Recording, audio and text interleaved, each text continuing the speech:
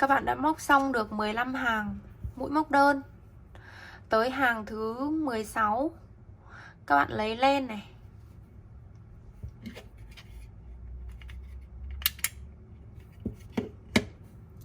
Hàng thứ 16 các bạn móc 12 mũi màu vàng.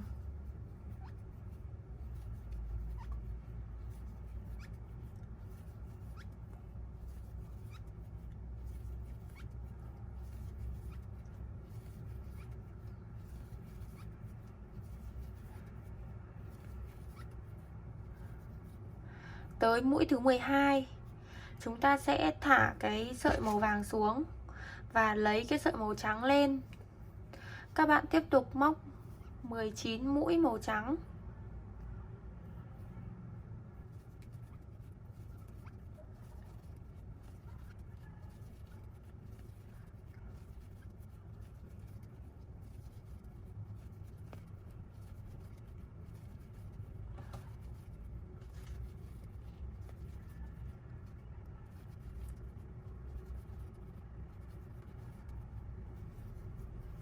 Tới mũi thứ 19 chúng ta sẽ lấy cái sợi màu nâu lên. Sau đó thì móc một mũi màu nâu, thắt sợi màu trắng xuống, thả sợi màu nâu xuống và lấy mũi sợi màu trắng lên.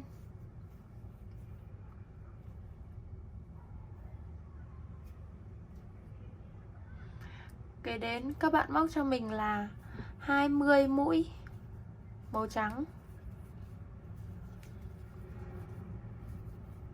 Tới mũi 20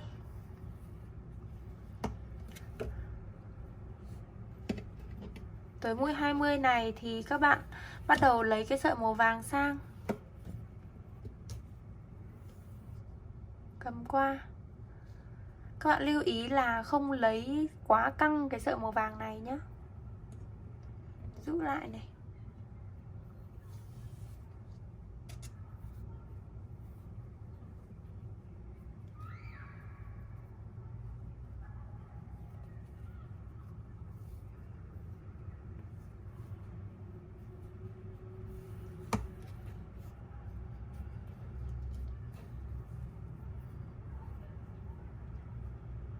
Sau đó thì chúng ta sẽ móc 13 mũi màu vàng.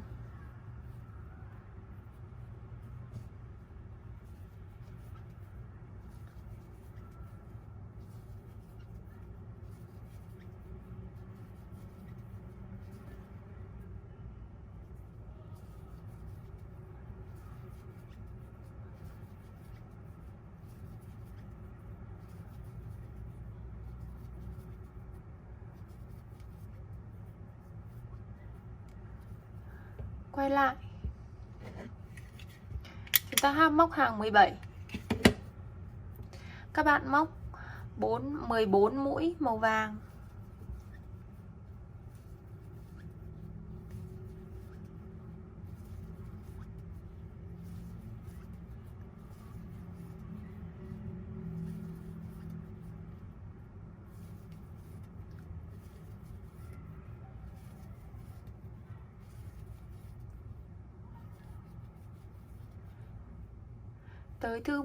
Tới mũi thứ 14 chúng ta vắt cái sợi len từ bên mặt phải vắt sang mặt trái.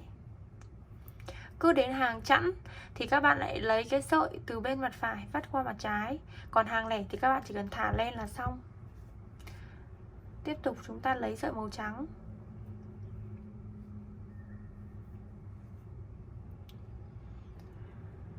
Các bạn móc cho mình là 19 mũi màu trắng.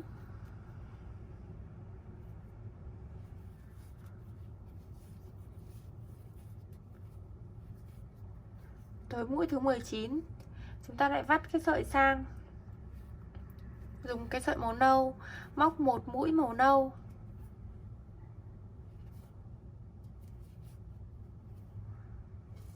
vắt qua, lấy sợi màu trắng móc 18 mũi màu trắng.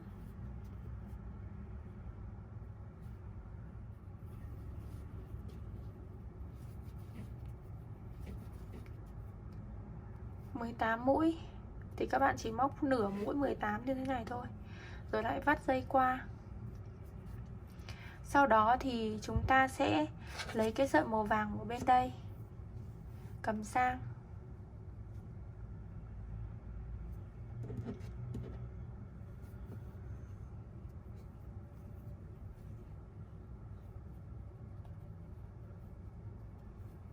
Rồi chúng ta sẽ móc là 13 mũi màu vàng cuối cùng của hàng.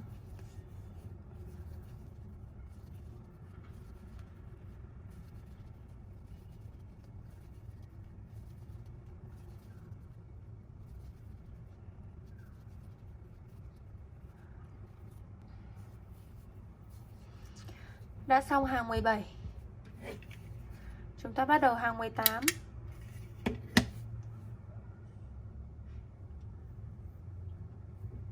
Ở hàng 18 các bạn móc cho mình là 15 mũi màu vàng.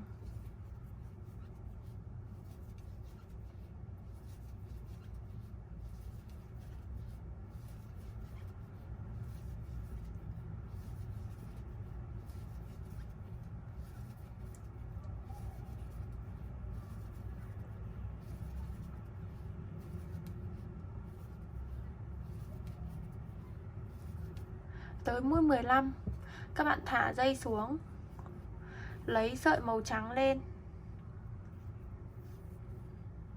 móc tiếp tục 16 mũi màu trắng.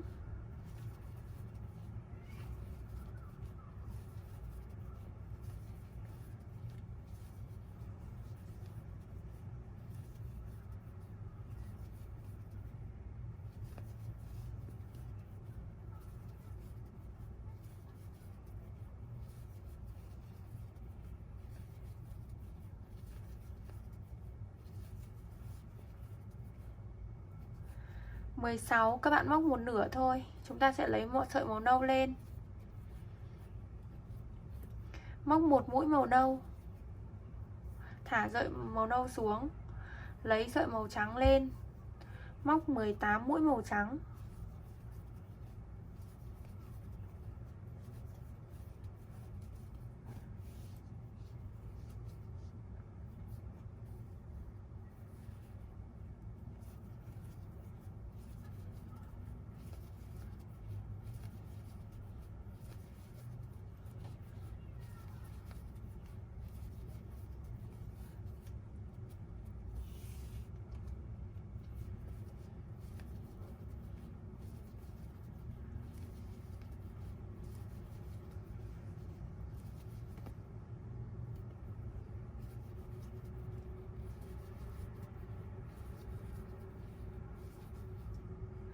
Tới mũi thứ 18 các bạn móc nửa mũi 18. Sau đó thì chúng ta sẽ lấy sợi vàng qua, đặt cái sợi nâu lên trên nhé. Sau chúng ta đi cái sợi vàng qua này,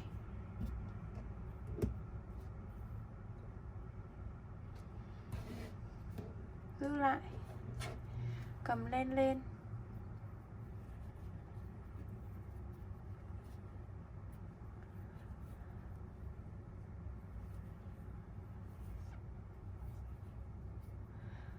Cuối cùng các bạn móc 15 mũi màu vàng.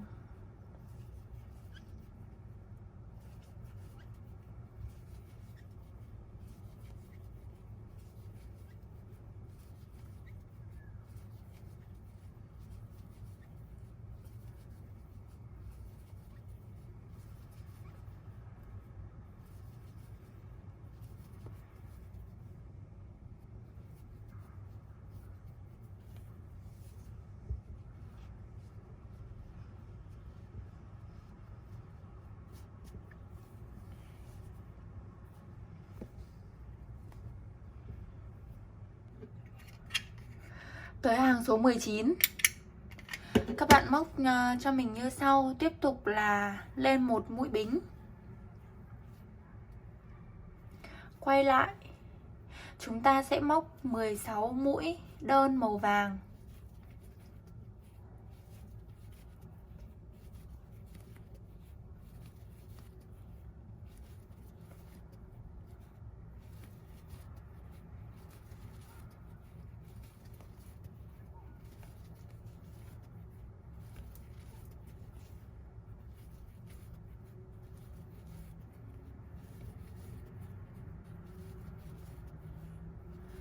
Tới mũi thứ 16 các bạn vắt sợi sang bên mặt trái. Sau đó thì dùng sợi màu trắng, chúng ta móc là 17 mũi màu trắng.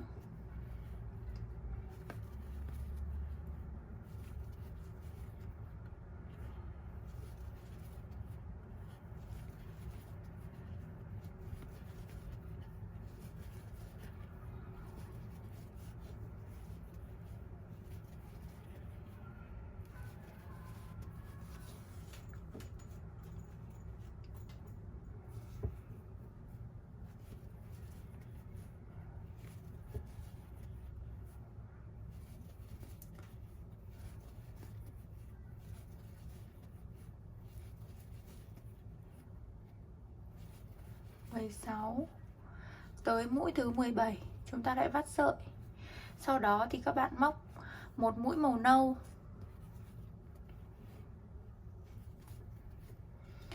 vắt sợi, móc 15 mũi màu trắng.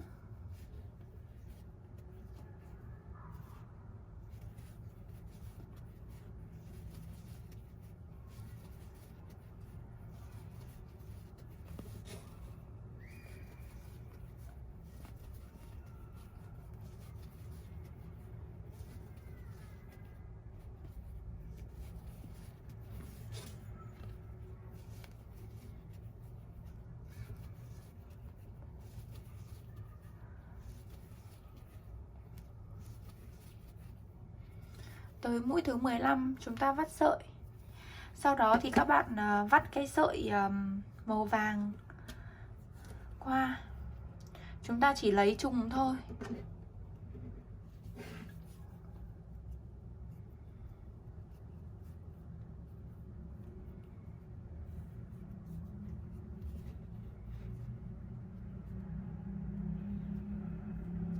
Sau đó thì các bạn móc cho mình là 16 mũi màu vàng là kết thúc hàng.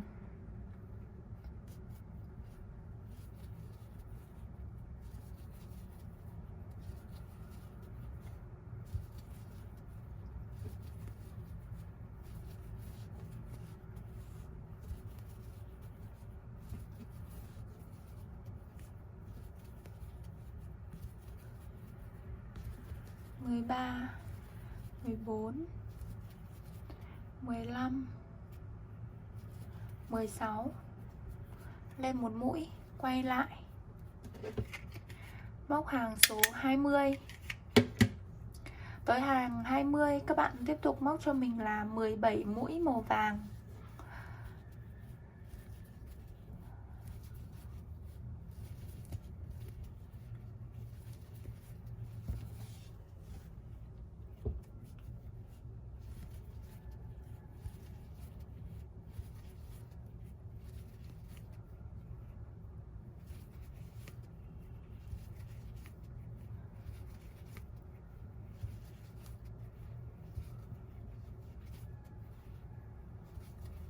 Mười 16 này, 17.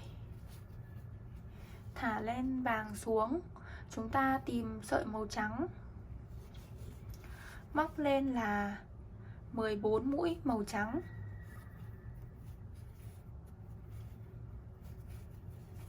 Một, 2, 3, 4, 5, 6, 7, 8, 9, 10, 11, 12, 13.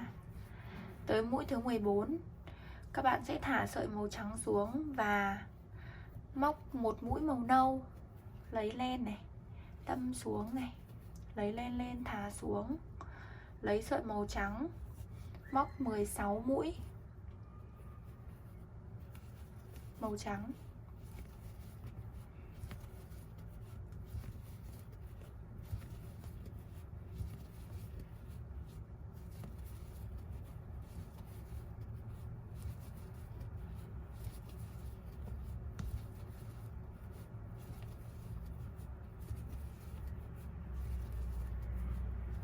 Mười 15, 16 thì chúng ta thả sợi xuống và các bạn lấy cái sợi màu vàng,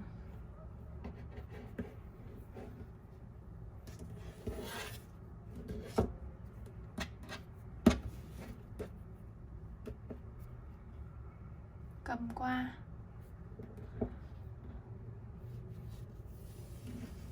Sau đó thì chúng ta móc là 17 mũi màu vàng.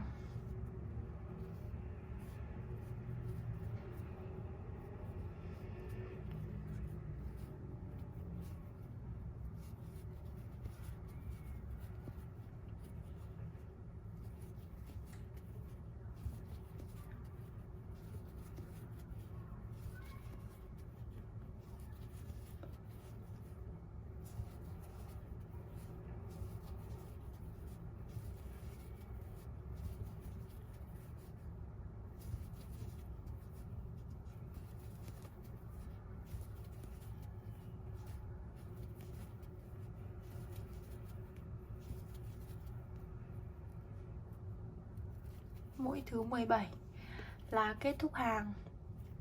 Chúng ta quay lại móc hàng số 21.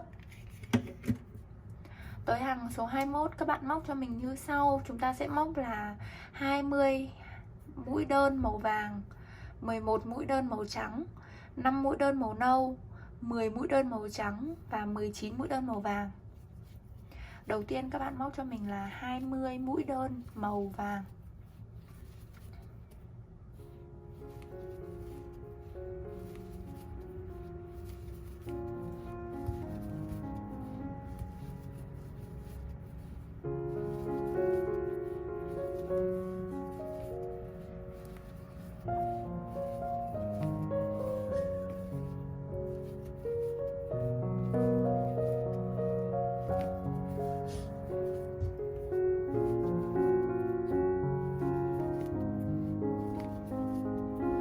Mũi số 20 chúng ta vắt sợi qua mặt trái, lấy sợi đen màu trắng, móc là 11 mũi.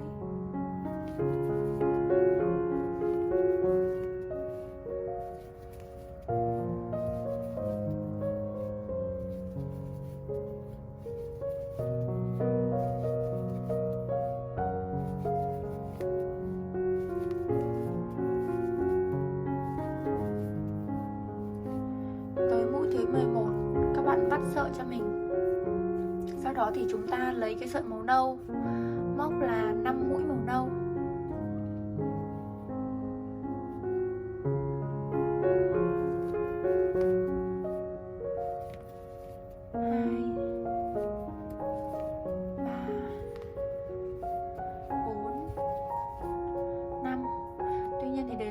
Thứ 5 thì các bạn sẽ chỉ móc nửa mũi thôi. Sau đó thì chúng ta lại vắt sợi, móc 10 mũi màu trắng.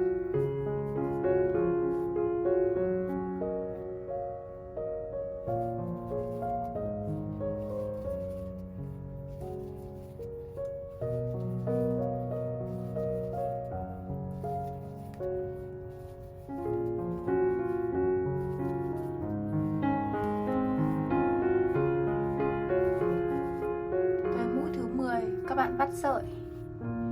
Sau đó thì chúng ta sẽ để kiểm tra lại 2, 4, 6, 8, 9 và đây là nửa mũi thứ 10. Thì các bạn bắt đầu lấy cái len màu vàng qua.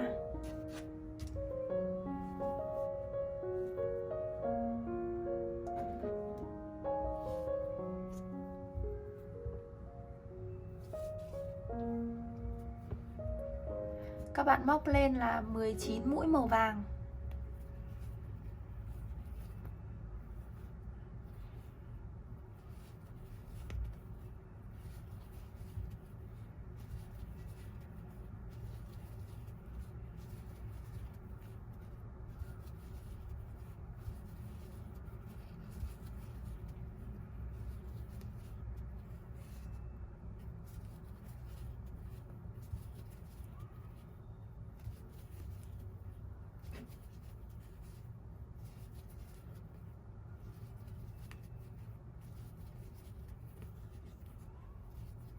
Mười 17, 18, 19. Lên một bính, quay lại móc hàng số 22. Tới hàng số 22 các bạn tiếp tục móc cho mình là 21 mũi màu vàng. 1 này,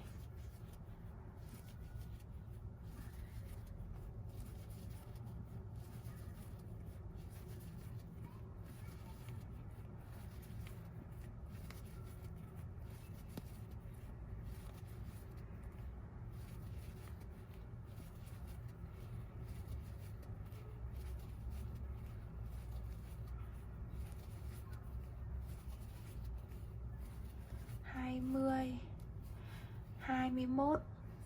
Thả sợi màu vàng xuống, lấy sợi màu trắng lên, móc 7 mũi màu trắng. 1 2 3 4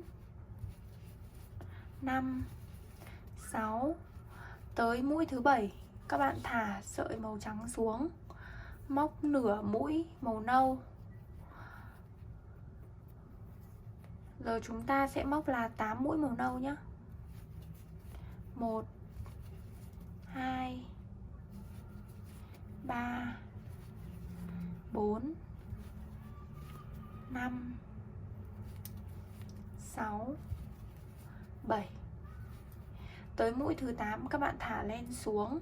Sau đó thì chúng ta tìm sợi màu trắng, móc lên là 8 mũi màu trắng.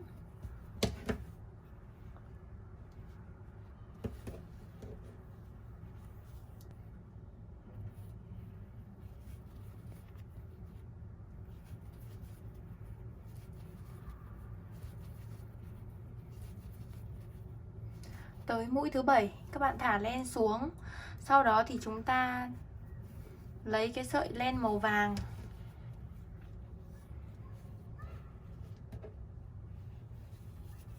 móc lên là 22 mũi màu vàng.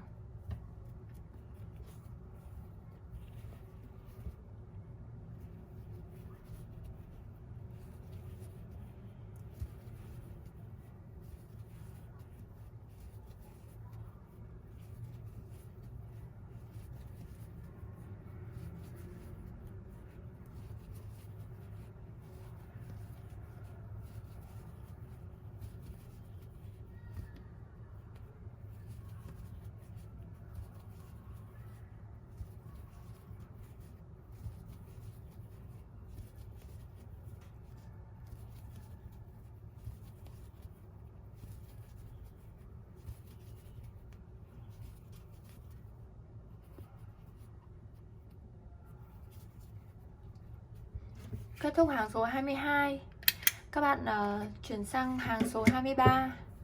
Chúng ta sẽ móc là 24 mũi màu vàng.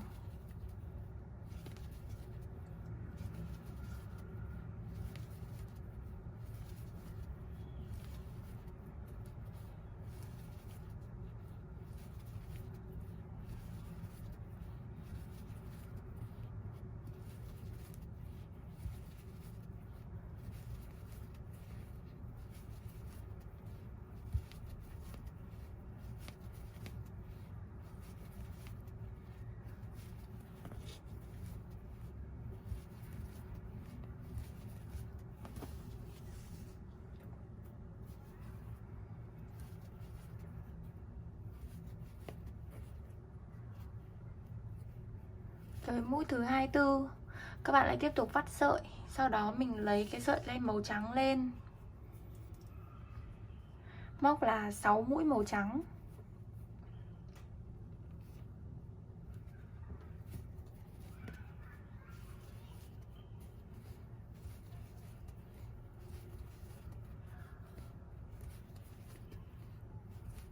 Tới mũi thứ 6, các bạn lại vắt sợi. Sau đó chúng ta sẽ móc là 6 mũi màu nâu.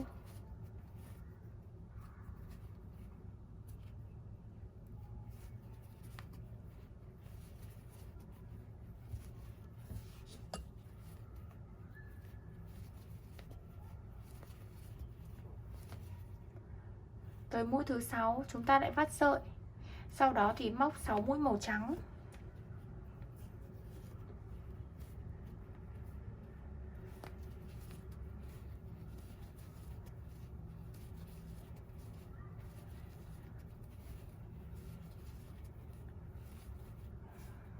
Chúng ta vắt sợi.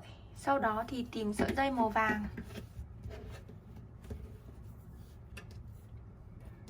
đặt ở dưới sợi màu nâu nhé. Tìm sợi dây màu vàng. Sau đó thì các bạn sẽ móc tiếp cho mình là 23 mũi 23 mũi màu vàng.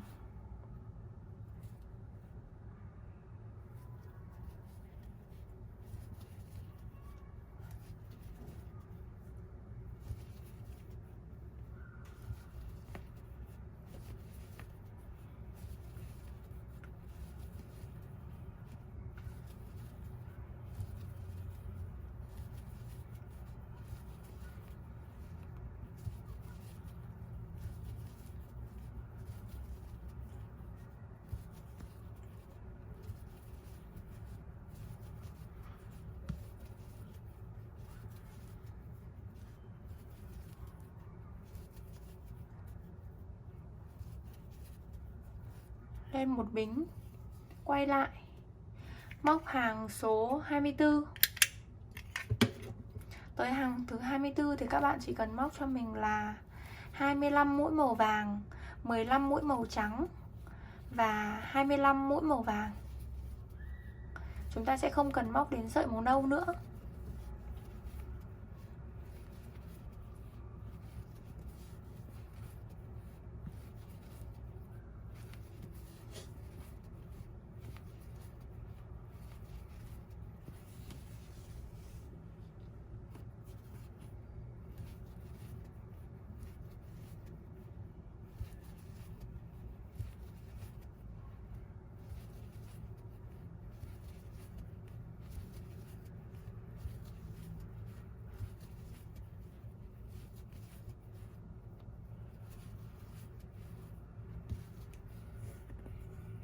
Hai, 4, 6, 8, 10, 12, 14, 16, 18, 20, 22, 23, 24 và đây là 25. Các bạn thả len xuống, sau đó thì chúng ta tìm sợi màu trắng. Móc là 15 mũi màu trắng.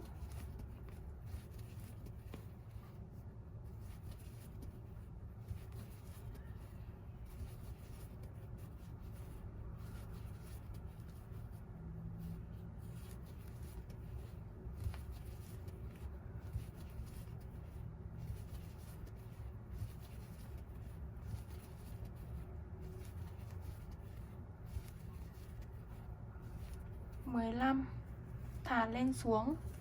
Sau đó thì lấy sợi màu vàng qua.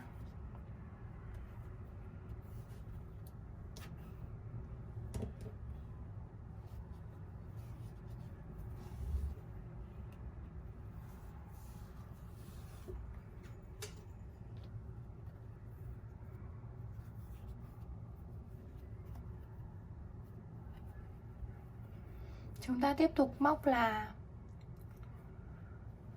25 mũi màu vàng.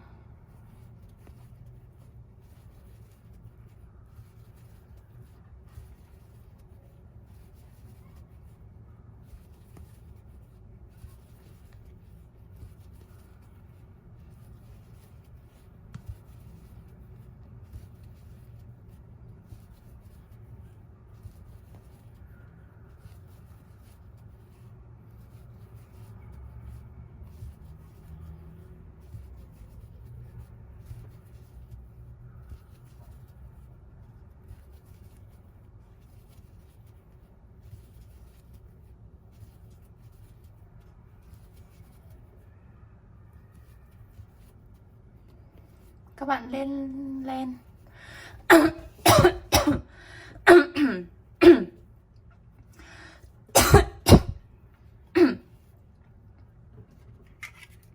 tới hàng số 25.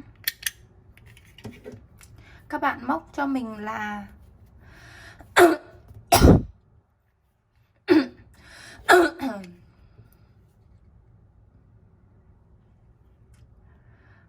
tới hàng số 25. Các bạn móc cho mình là 65 mũi màu vàng. Tất cả mình đều móc màu vàng nhé.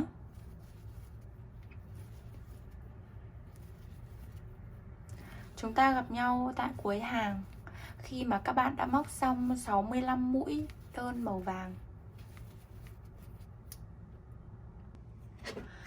Tới hàng số 26. Các bạn móc cho mình là 18 mũi màu vàng.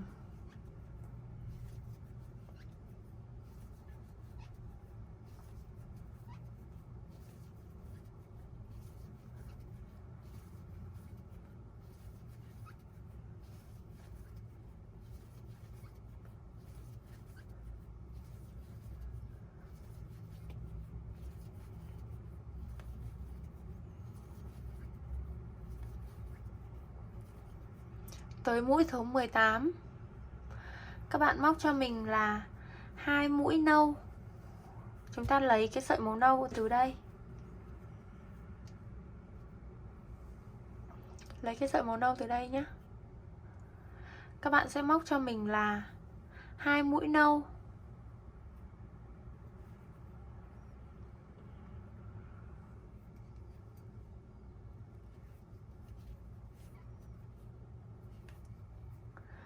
Tới mũi thứ hai thì chúng ta sẽ nhả cái sợi màu nâu này và tiếp tục móc cho mình là 23 mũi màu vàng.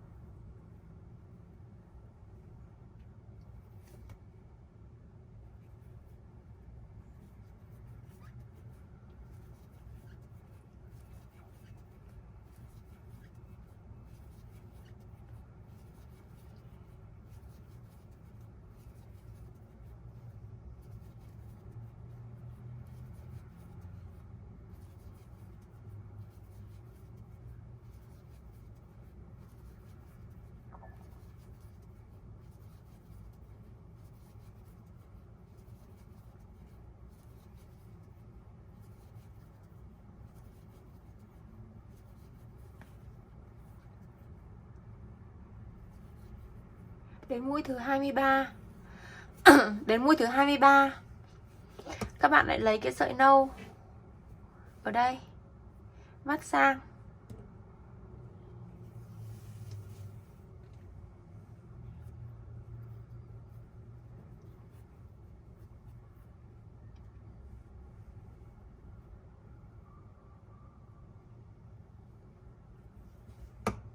Sau đó thì chúng mình kéo cái sợi vàng lại.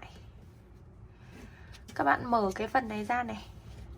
Các bạn đừng lấy cái phần len nó bị căng quá nhá. Nên lấy trùng một chút. Nên lấy trùng một chút như thế này để cái sợi nó không bị co, không bị co cái tấm của chúng ta lại.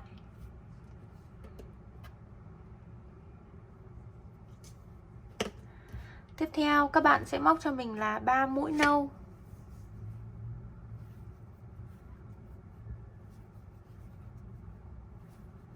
Tới mũi nâu thứ 3 chúng ta lại lấy sợi màu vàng để mình móc 19 mũi màu vàng là kết thúc hàng.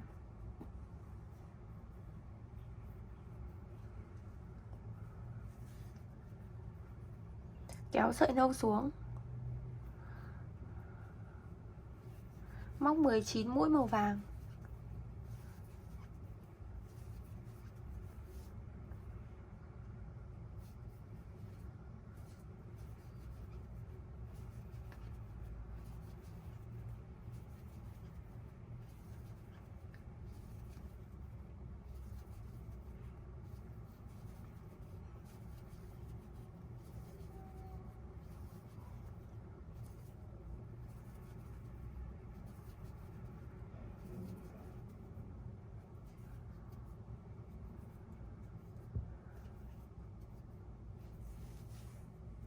Rồi chúng ta quay lại.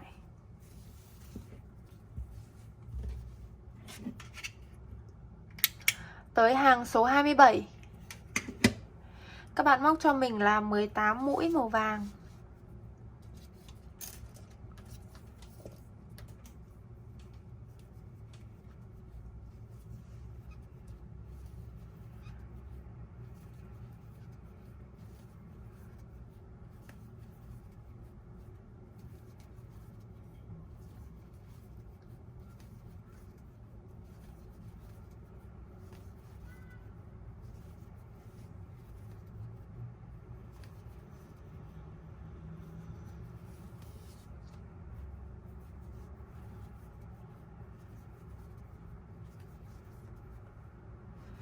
Mũi thứ 18 các bạn chuyển len sang mặt trái.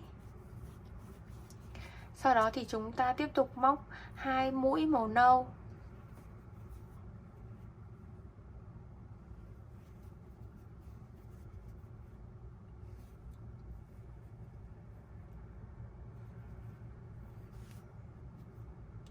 Tới mũi thứ 2 chúng ta lại bắt đầu lấy len như thế này.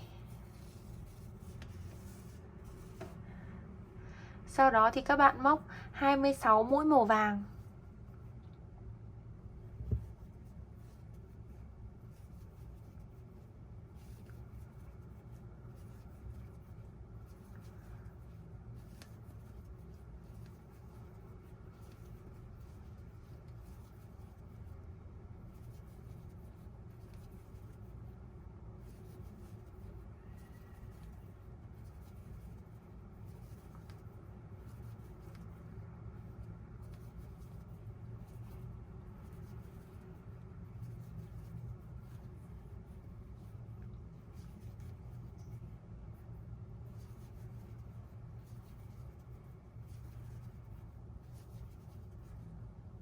25, 26.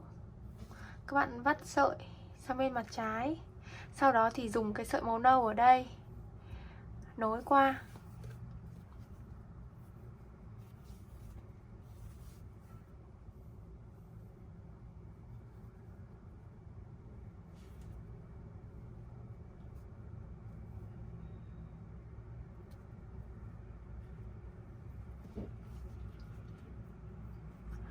Nối qua đây thì các bạn sẽ móc cho mình là 3 mũi nâu. Các bạn nhớ là vắt cái sợi vàng ra mặt trái nhé. 1 này, 2. Tới mũi thứ 3 thì lại vắt sợi. Sau đó thì chúng ta tiếp tục móc là 16 mũi vàng.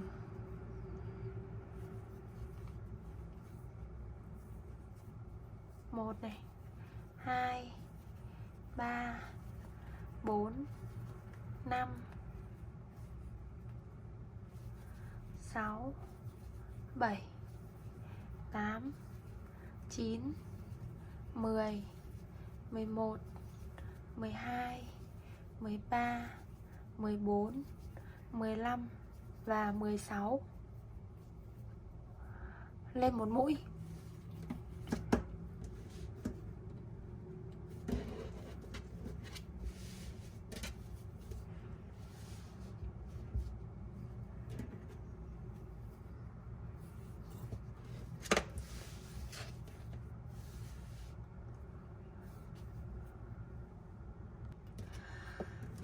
Tiếp theo là hàng 28. Tới hàng này các bạn móc cho mình là 14 mũi vàng.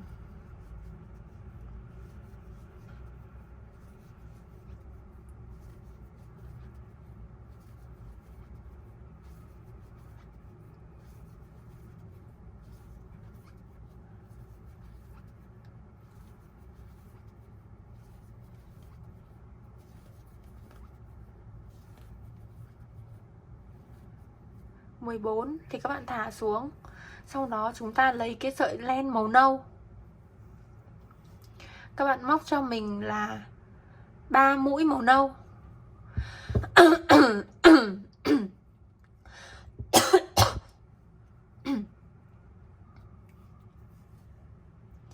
Tới mũi thứ 14 các bạn thả sợi màu vàng xuống.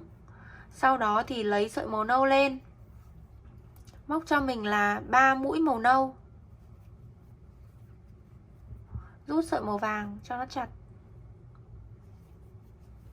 2. Tới mũi màu nâu thứ 3 chúng ta lại thả cái màu nâu xuống. Ở đây thì các bạn sẽ móc cho mình lấy sợi màu trắng. Tìm cái sợi màu trắng ở đâu thì chúng ta sẽ móc là 4 mũi màu trắng ở đây.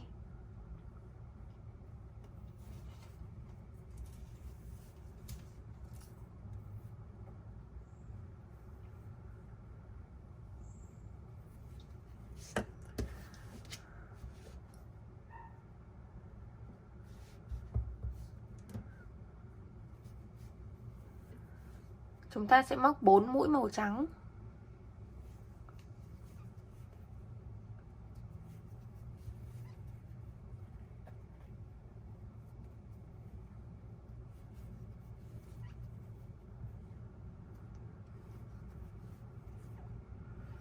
Đến mũi thứ 4 thì chúng ta sẽ lại tìm sợi màu vàng.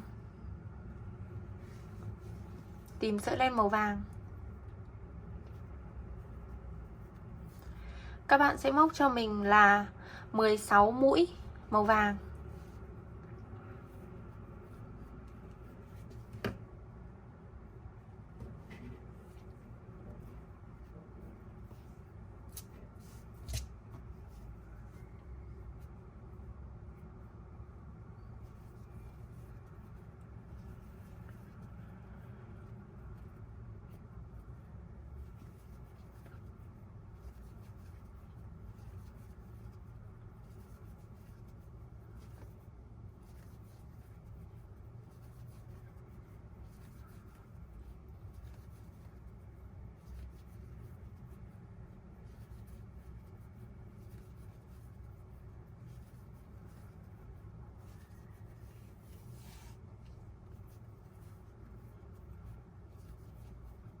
16 mũi màu vàng thì chúng ta sẽ chỉ móc nửa của mũi thứ 16, thả len xuống, lấy sợi len màu trắng,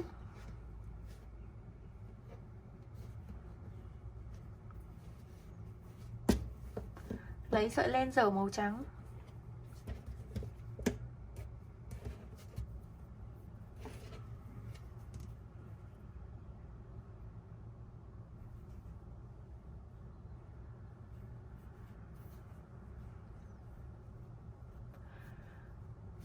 chúng ta sẽ móc là 4 mũi màu trắng.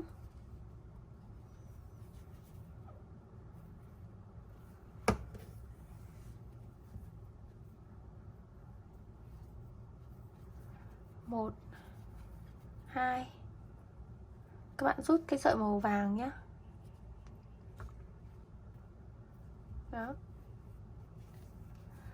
3, 4. Nửa mũi thứ tư thì chúng ta sẽ lại móc màu vàng vào.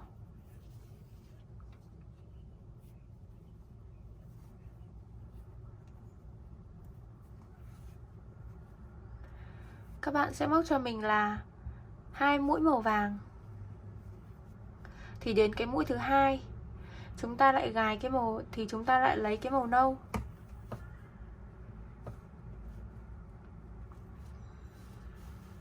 Vắt sang.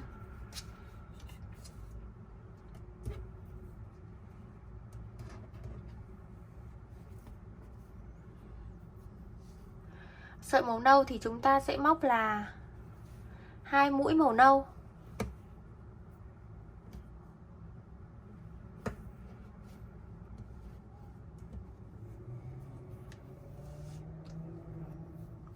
Hai mũi màu nâu thì các bạn sẽ móc một mũi màu nâu nguyên vẹn và nửa mũi màu nâu. Sau đó thì chúng ta thả mũi màu nâu xuống, lấy sợi vàng,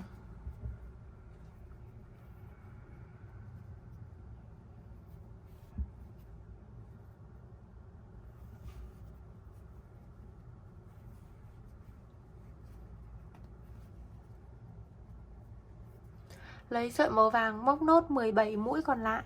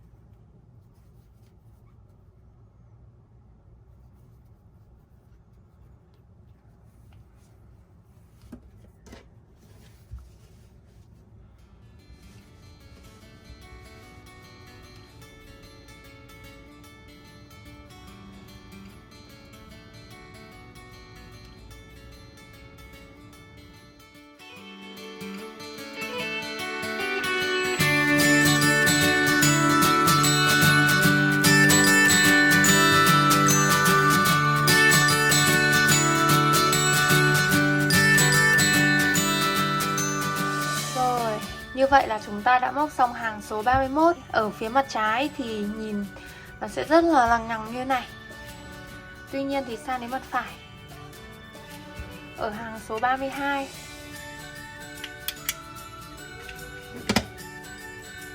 chúng ta sẽ móc lên là 3 mũi màu trắng.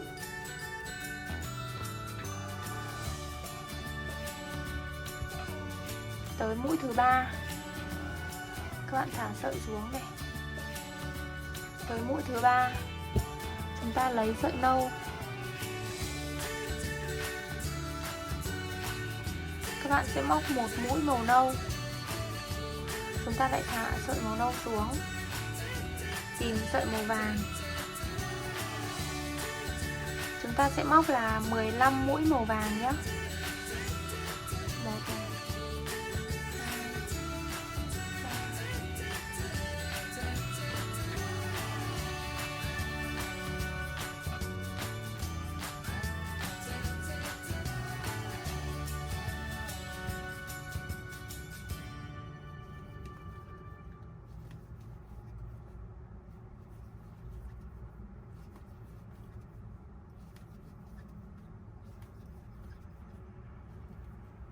15. Sau đó thì các bạn sẽ tiếp tục lấy cái sợi màu trắng ở cái đoạn này.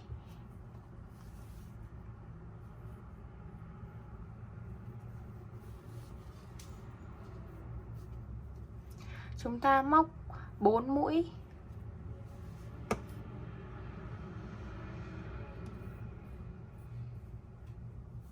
Chúng ta sẽ móc là 4 mũi màu trắng.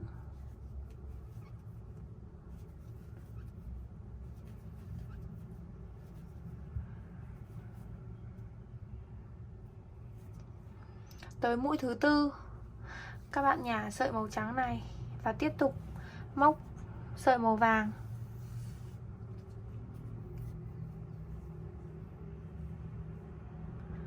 Chúng ta sẽ móc là 18 mũi màu vàng.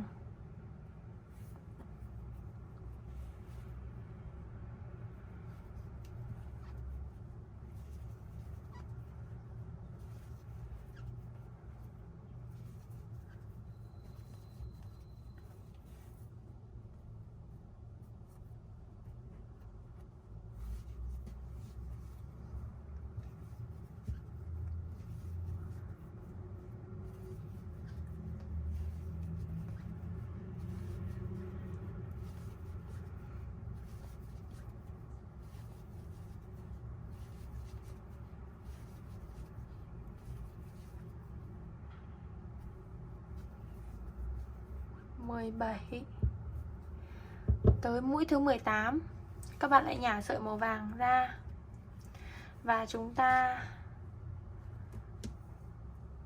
sẽ tiếp tục tìm cái sợi màu trắng.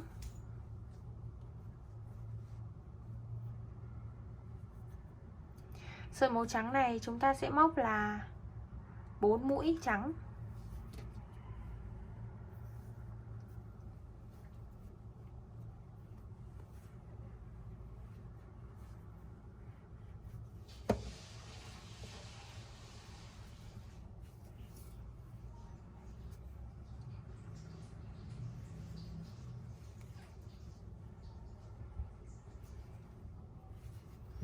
Hai, 3. Tới mũi thứ 4, các bạn lại tiếp tục móc cho mình sợi màu vàng.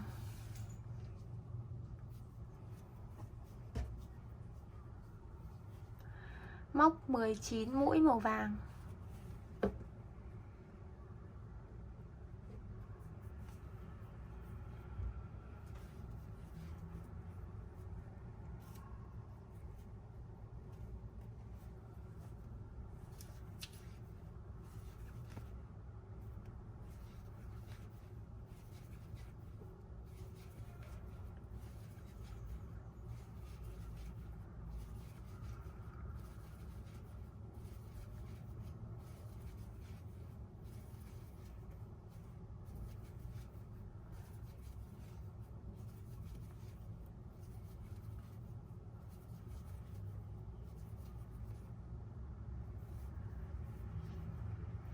Tới mũi thứ 19, chúng ta sẽ tìm cái sợi màu nâu.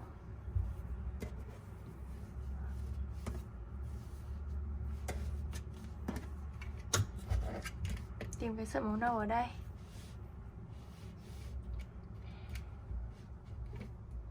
Các bạn sẽ lấy qua điểm này đi.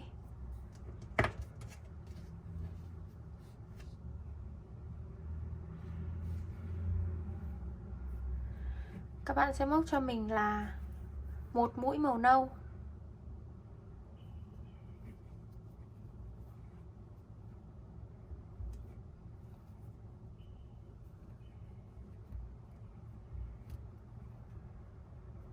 Rồi,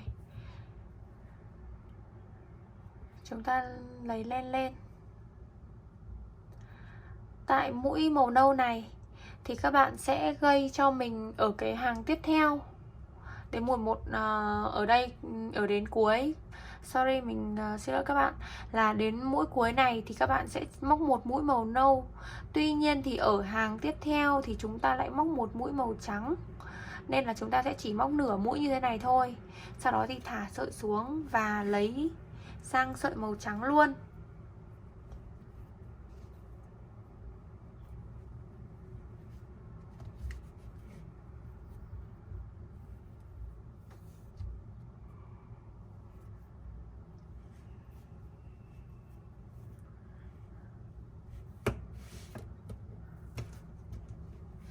Lấy sang sợi màu trắng như vậy, sau đó thì các bạn lên một bính, rút cái sợi màu nâu này, rút cái sợi màu nâu ở đây nữa cho nó chặt lại. Các bạn quay. Sau đó thì chúng ta bắt đầu hàng số 33.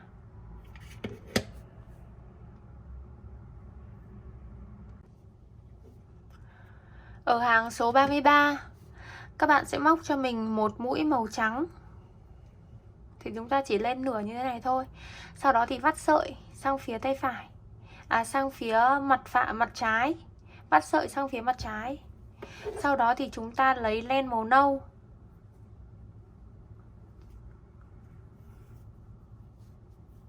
Các bạn móc một mũi màu nâu.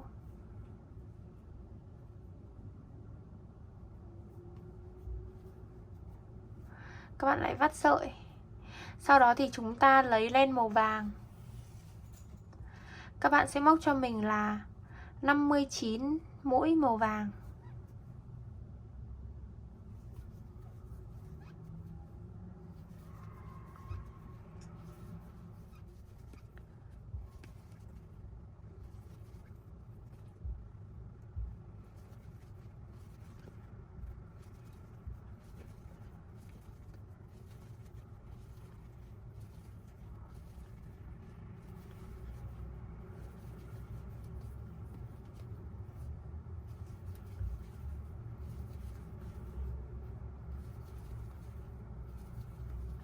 Năm 58.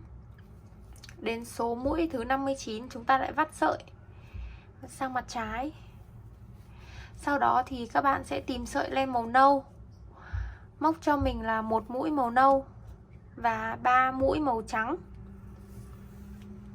Chúng ta sẽ vắt cái sợi bên này sang, cầm luôn cả hai sợi sang cũng được. Các bạn sẽ móc cho mình là một mũi màu nâu nhé.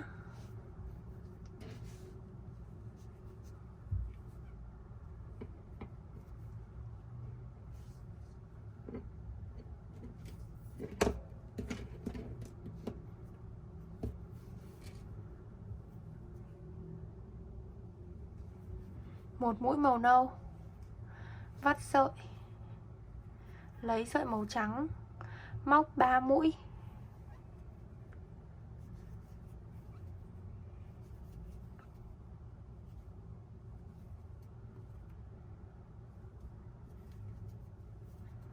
Mũi màu trắng.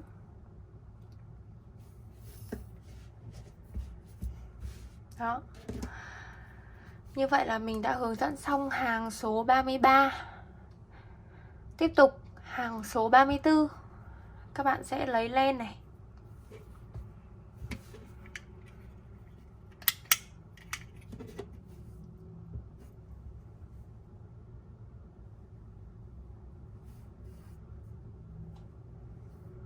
Sau đó thì chúng ta sẽ móc 4 mũi màu trắng.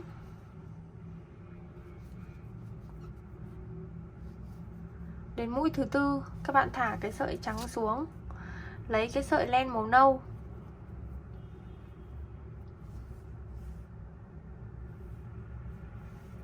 Lấy len này, đi xuống này, thả xuống. Sau đó thì chúng ta sẽ móc là 58 mũi màu vàng. Tìm cái sợi len màu vàng.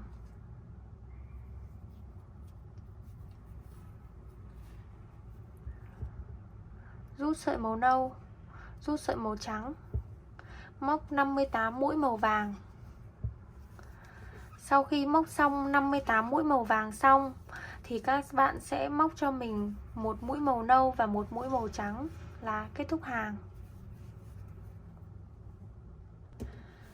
Tới mũi 58 màu vàng thì các bạn sẽ móc cho mình là một mũi màu nâu và một mũi màu trắng.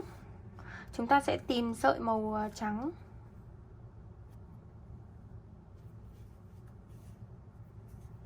Đây.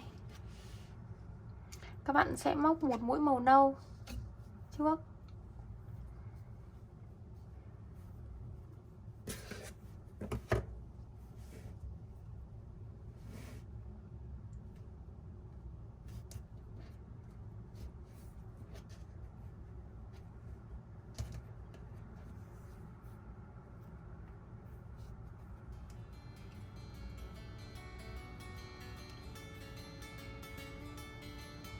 Móc một mũi màu nâu. Sau đó thì chúng ta tìm sợi màu trắng.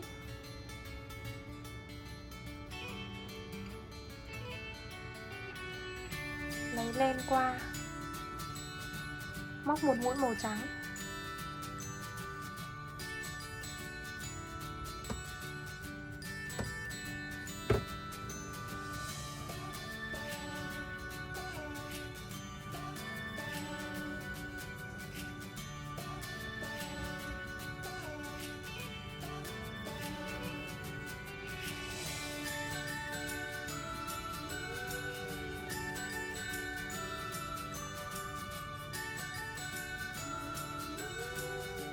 Chúng ta sẽ rút sợi màu nâu để sản phẩm nó thít chặt lại.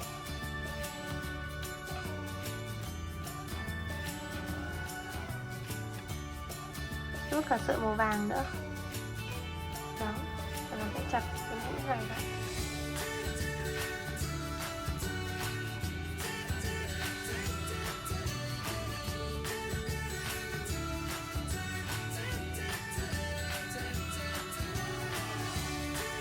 Sau khi móc một mũi màu nâu và một mũi màu trắng xong là chúng ta đã kết thúc hàng số 34. Các bạn tiếp tục móc hàng số 35. Hàng số 35 thì chúng ta sẽ lên một mũi và móc 2 mũi trắng. Một này. Vắt sợi sang phía mặt bên trái, lấy sợi màu nâu. Các bạn sẽ móc cho mình một mũi màu nâu.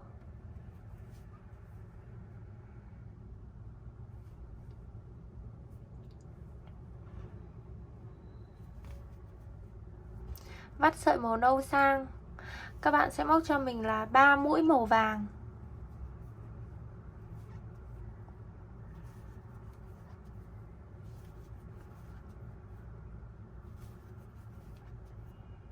Tới mũi thứ 3 thì chúng ta sẽ chỉ móc nửa mũi thôi. Sau đó thì lại vắt sợi. Các bạn sẽ móc cho mình là 5 mũi màu trắng. Chúng ta tìm sợi màu trắng.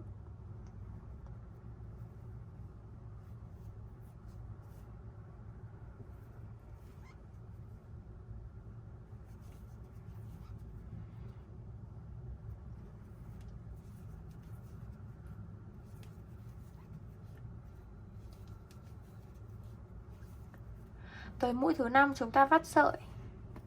Sau đó thì tìm sợi màu vàng. Móc cho mình là 49 mũi màu vàng.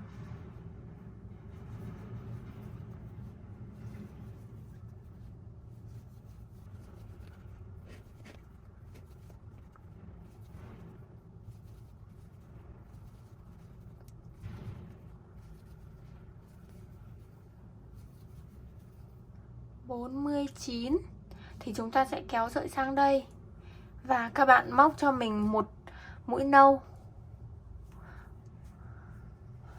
Một mũi nâu và 4 mũi trắng. Chúng ta sẽ cầm luôn cả hai cái sợi này sang. Một mũi nâu này.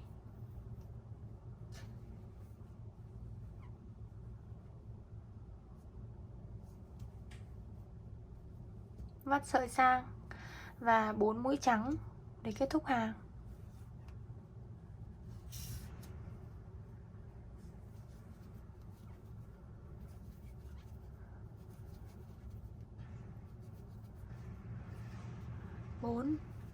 Lên một mũi. Sau đó thì chúng ta sẽ tiếp tục hàng số 36. Các bạn sẽ móc cho mình là 5 mũi màu trắng. Tới mũi thứ 5 này, chúng ta sẽ thả cái sợi màu trắng xuống và móc một mũi màu nâu.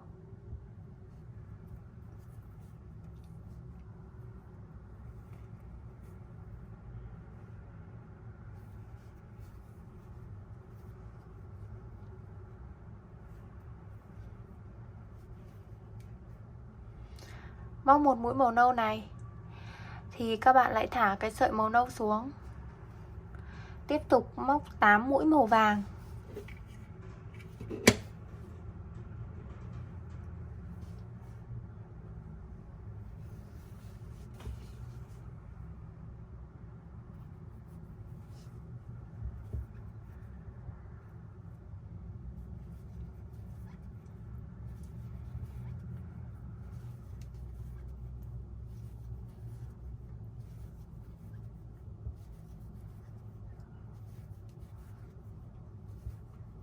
Tới mũi thứ 8 chúng ta lại thả cái sợi màu vàng này ra.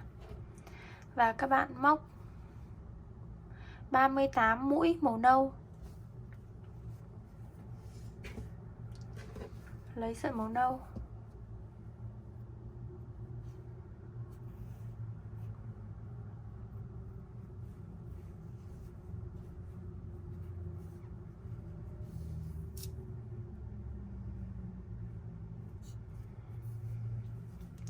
Chúng ta sẽ móc là 38 mũi màu nâu.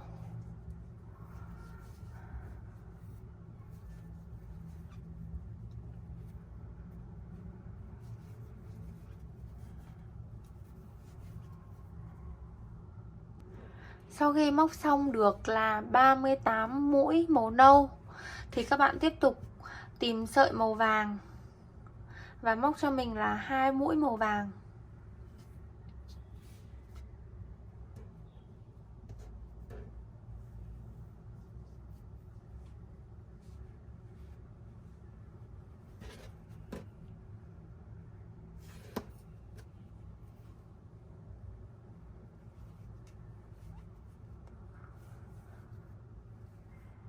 Hai mũi màu vàng. Sau đó thì các bạn tìm sợi màu trắng và móc cho mình là 5 mũi màu trắng.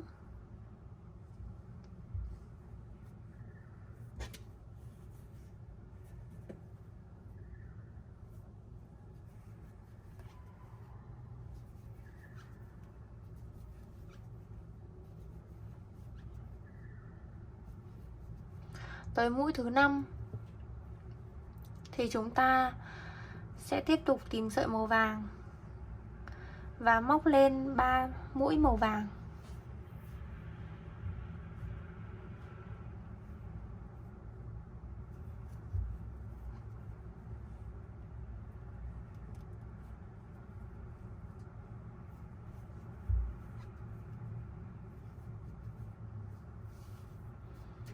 Các bạn móc một mũi màu nâu.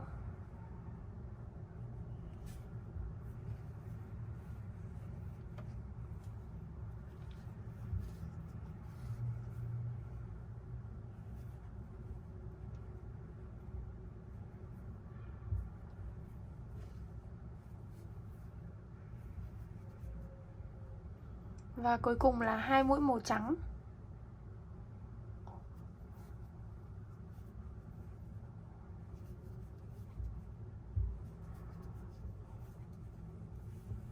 Rồi chúng ta bắt đầu rút sợi này.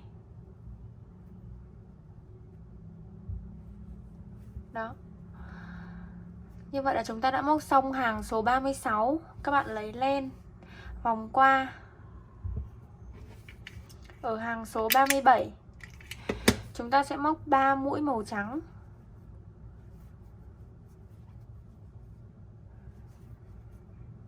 Các bạn vắt len qua mặt trái.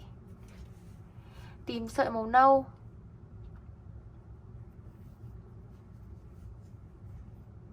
Chúng ta móc một mũi màu nâu.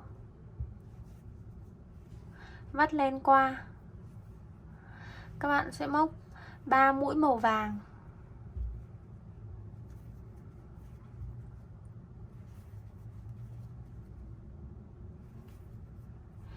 Tới mũi thứ 3 chúng ta lại vắt len. Sau đó thì chúng ta sẽ móc 4 mũi màu trắng.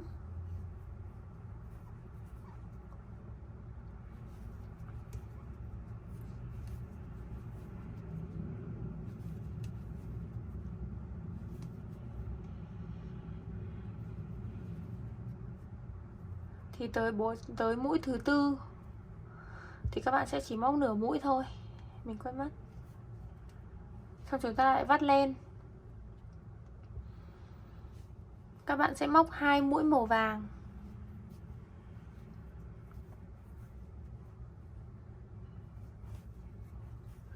Một. Các bạn lại vắt lên. Móc 1 mũi màu nâu.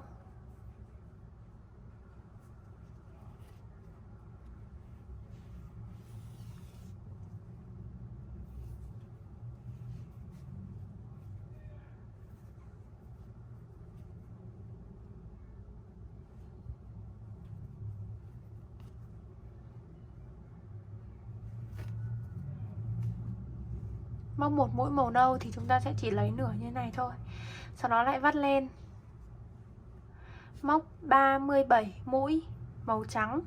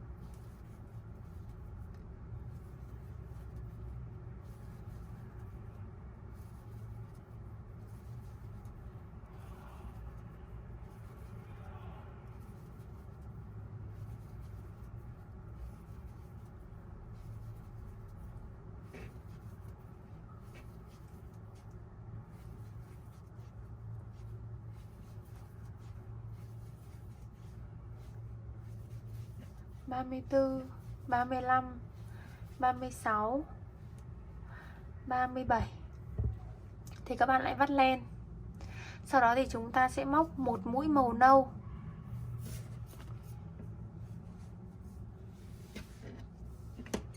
Lấy sợi màu nâu từ bên này qua. Móc 1 mũi màu nâu.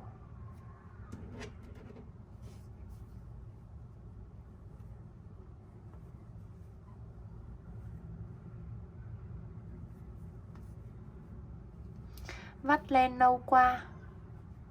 Móc 5 mũi màu trắng.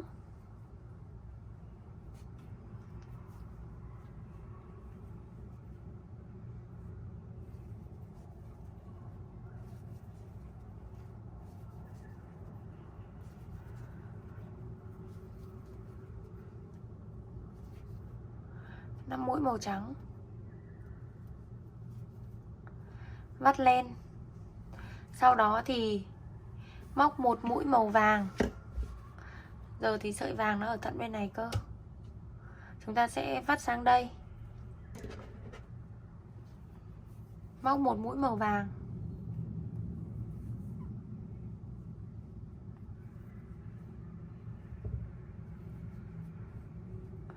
Vắt sợi qua.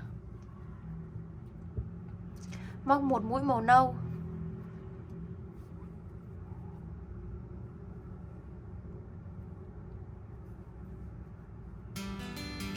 Vắt sợi qua. Móc 6 mũi màu trắng.